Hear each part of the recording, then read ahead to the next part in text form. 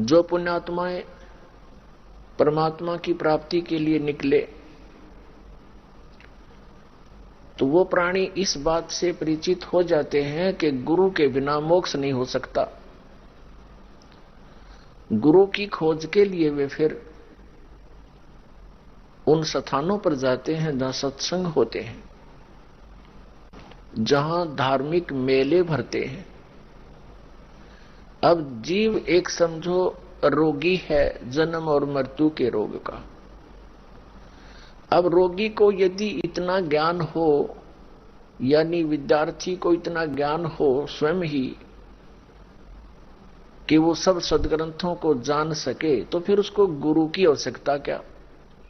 तो गुरु जी के पास जाता है, गुरु जी जो भी उसको ज्ञान देता है उसका वो फॉलो करता है, अनुसरण करता है।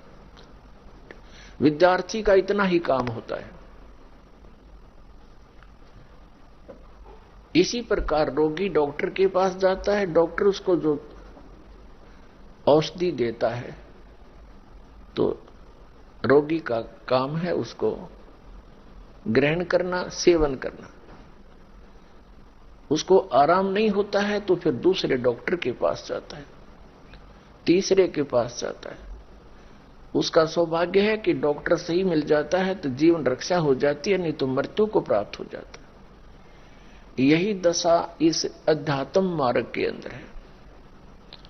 आध्यात्मिक जो गुरु हैं वो भी पुण्यात्मा है, बहुत अच्छे संस्कारी हैं, वो भी परमात्मा पाने के लिए ही निकले होते हैं। और जिस भी गुरु के संपर्क में आए उन्होंने जैसा उनको ज्ञान दिया उसको उन्होंने सहर्ष स्वीकार किया और फिर उसी का आगे आप प्रचार में करने लगे। तो गुरु को सबसे पहले अपने अंदर झांकना पड़ेगा कि मैं जो मार्गदर्शन कर रहा हूं इसका प्रमाण कहां है। ठीक है, किसी गुरु ने जैसा भी ज्ञान दे दिया, शिष्य का कर्तव्य होता है, वो विश्वासी होता है, उसने ग्रहण भी कर लिया और वो प्रचार भी कर रहा है, दीक्षा भी दे रहा है। यदि उसका मार्ग, उसकी वे ऑफ वर्शिप, साधना का मार्ग, उसकी विधि भक्ति की शास्त्र अनुकूल नहीं है तो वो महाअपराधी है, वो दोषी है एक मनुष्य जीवन को बर्बाद कराने का।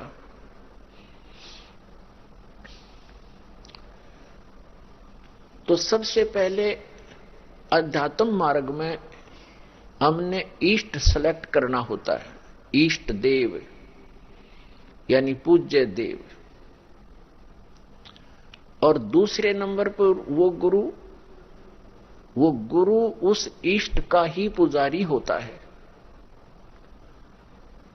तो मुझ दास का जो ईष्ट है, ईष्ट देव है, वो परम अक्षर ब्रह्म है, जिसके पर्यायवाची शब्द परमेश्वर, सत्पुरुष, अकाल मूर्त, शब्द स्वरूपी राम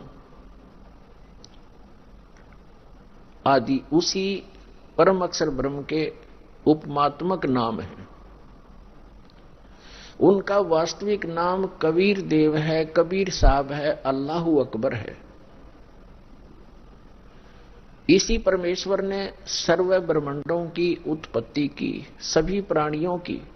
ये सर्व उत्पादक प्रभु है। सर्व उत्पादक का अर्थ होता है जिसने सभी आत्माओं का भी, वो जनक है, सभी आत्माओं की उत्पत्ति उसी ने की, सभी ब्रह्मांडों की उत्पत्ति उसी ने की, और 5 तत्व तथा 3 गुणों की उत्पत्ति भी उसी परमेश्वर परम अक्षर ब्रह्म ने की, कबीर देव ने की। और वही परमात्मा, वही परम अक्षर ब्रह्म जिसे हम संत भाषा में सत्य पुरुष कहते हैं, वो भारतवर्ष की इस पावन धरती पर सन 1398 संवत 1455 ज्येष्ठ सुदी पूर्णमासी को सुबह ब्रह्म मुहूर्त में सतलोक से अपने निज स्थान से चलकर आकर एक शिशु रूप धारण करके कमल के फूल पर विराजमान हुई। वहां से उनको नीरू नीमा नाम के एक पति पत्नी थे, वो जुलाहा जाति से थे, जुलाहा कर्म करते थे, वो निसंतान थे, उनको उठाकर घर ले गए। परमात्मा जुलाहों की कॉलोनी में रहने से, जुलाहा समुदाय में रहने से और बड़े होकर जुलाहे का कार्य करने से वो जुलाहा कहलाए।